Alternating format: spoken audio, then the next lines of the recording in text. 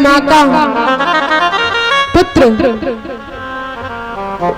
अगर माँ बाप को ही घर से निकाल दे तो कितना बड़ा दुख होता है। भगवान ने अपनी मैया से कहा, मैया मैं बहुत जल्दी वापस आऊंगा। अक्रूर जी के रथ में सवार हो गए हैं। मैया पीछे से चीखती है, लाला तू जा रहा है, हो सके तो मुझे माफ कर देना,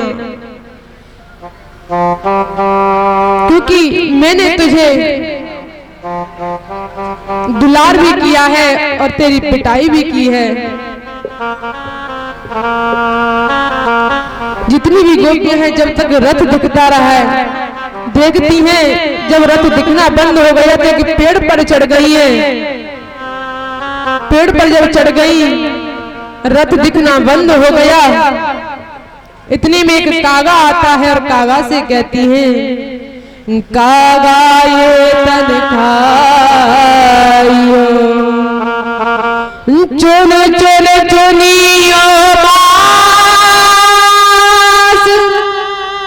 दो देना मत खाइयो मोह श्याम दरस की आस। इस काल से कहती है कि बस इतना छोड़ देना कि मेरे लाला मेरा कृष्ण जब भी वापस आए आके मुझे दर्शन दे दे।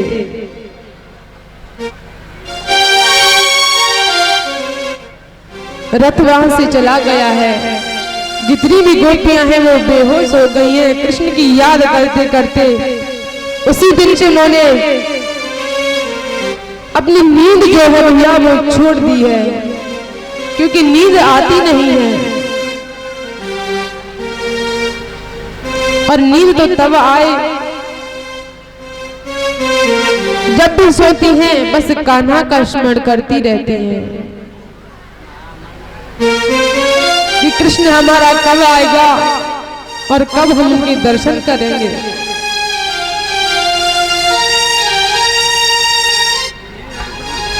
भगवान मथुरा में पहुंचे हैं। मथुरा में जब पहुंचे उनके साथ में कुछ सखा भी गई हैं।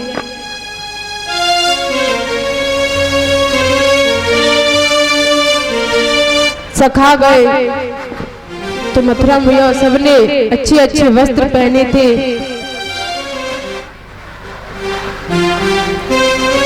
तो जितने भी ग्वाल वाल है वो सब कहते हैं, लाला यहाँ के मथुरावासी तो बहुत अच्छे अच्छे हैं, हम तो ग्वाल वालों की तरह लग रहे हैं इनके सामने। ये तो कितने अच्छे अच्छे वस्त्र पहने हैं।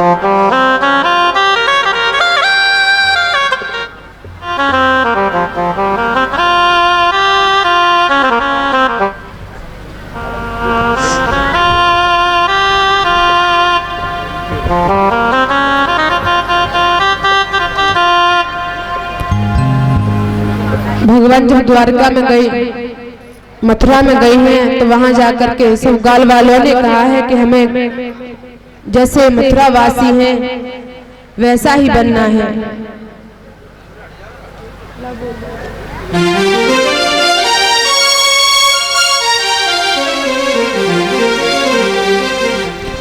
रमेश चंद्र की पुत्र वधू कृष्णा नया नगला 111 रुपए की माला के साथ में और एक शाफा के साथ में स्वागत करती हैं।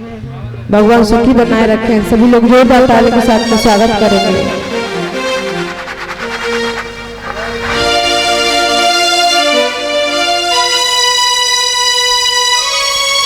जब भगवान मथुरा में पहुंचे तो वहां पर वस्त्र बदलने के लिए भैया एक धोबी के पास में गए हैं। वो कंस महाराज के वस्त्रों को धोता था। तो वहां जाकर के भगवान ने उस धोबी से कहा है कि मामा जी राम राम। लेकिन उस भैया धोबी जो है उसको घमंड था, क्योंकि वो एक महाराजा के कपड़ा को जो वस्त्र होते उनको धुलता था। तो भगवान कृष्ण ने जब राम राम की है तो उसने नहीं लिए। फिर से भगवान ने कहा कि मामा जी राम राम। उसे घमंड था, घमंड में उसने कुछ भी नहीं किया। इतने में एक सखा छोटा सा था, उसने कहा लाला तो इसको इसकी औकात दिखा दे और फिर जो होगा बाद में मैं देख लूंगा। तो भगवान ने भैया उस धोबी का उद्धार किया है। उद्धार करने के बाद में ग्वाल वालों से कहा है कि जितने भी वस्त्र पहनने हैं पहन लो।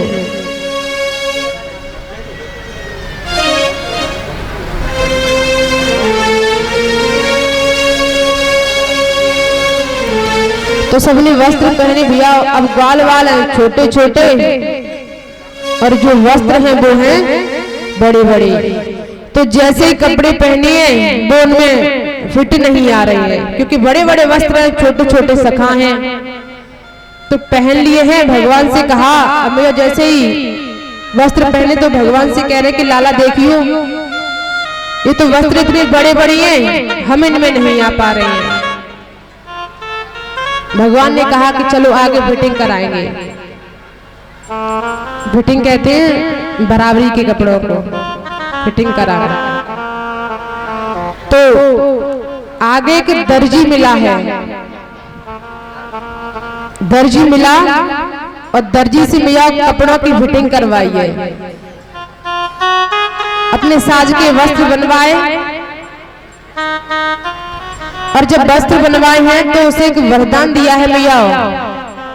अच्छा ये बताओ कपड़े कौन कौन सिलती है यहाँ पे? कपड़े कोई भी नहीं सिलती। अच्छा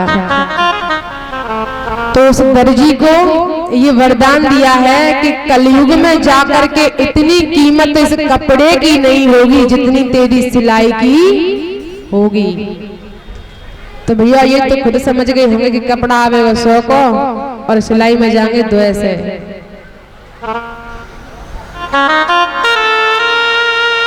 उसे ये वरदान दिया है दर्जी को। अब कपड़े पहन लिए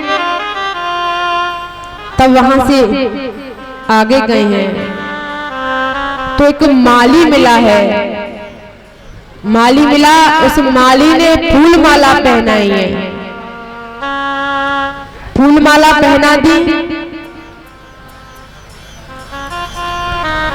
अब सखा कह रही है कि लाला सब कुछ की कमी पूरी हो गई, जैसे मथुरा वासी में वैसे ही हम बन गए, परंतु बस एक चीज की कमी रह गई है।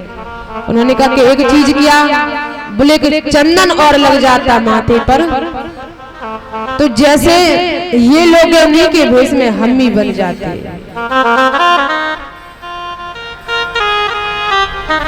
तो मथुरा की गलियों में जा रहे थे तो वहां पर भैया चंदन लगाने के लिए कंस को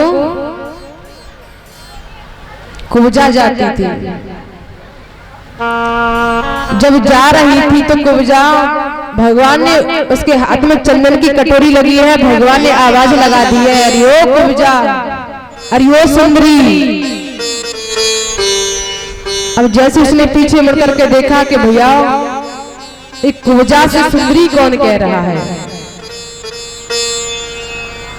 मैं भी तो देखूं। तो पीछे मुड़ के देखा भैया तो भगवान कृष्ण खड़े हैं।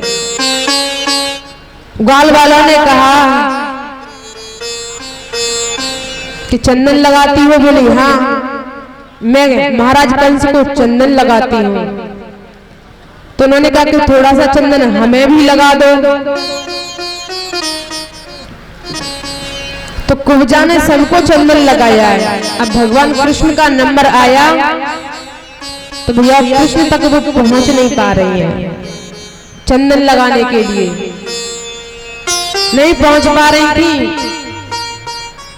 तो भगवान कृष्ण ने अपना पैर जो है वो कुब्जा के कमर पर रखा है और एक जोर से झटका दिया है, जिससे कि वो बहुत सुंदर बन गई है। बोलिए कृष्ण कन्हैया लाल की। सुंदर बन गई, तब भगवान को उसने चंदन लगाया है। चंदन लगाया। अच्छा भैया एक बात और बताओ, भगवान के कितने विवाह हुए हैं पता है किसी को? भगवान के कितने विवाह हुए हैं? 16,108। ये तो गलत है, क्या ज्यादा हुए हैं? क्यों भैया ज्यादा हुए कि कम? क्या 107 ही है? 16,107 है कि 8 है? नहीं 7 है और 9.5 है जाए तो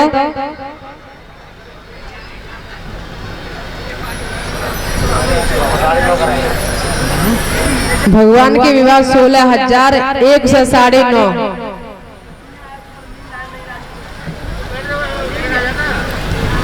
भगवान का भैया अब 9.5 जो हुए हैं ना, उनमें से जब कुब्जा ने चंदन लगाया था तो ग्वाल वालों ने भैया कुब्जा से भाभी कहा है। भाभी कहा जब भगवान कृष्ण को चंदन लगाया तो ग्वाल वालों ने कुब्जा से भाभी कहा है। जालिमा भौजाई रे मन लागल तवर से, जालिमा भौजाई रे मन लागल तवर से,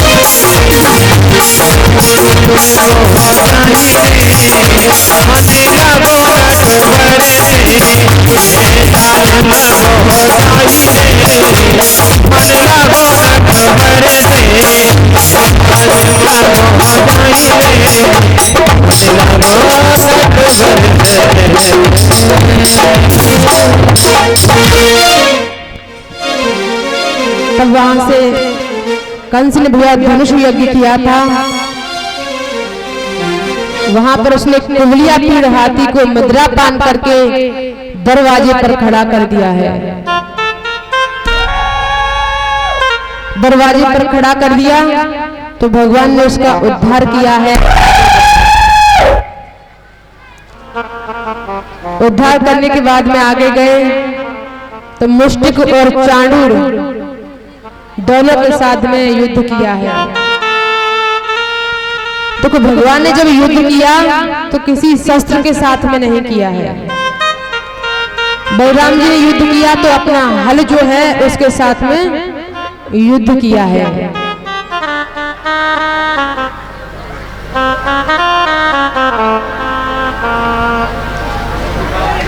मुष्टिक और चाणूर उन दोनों का वध किया है।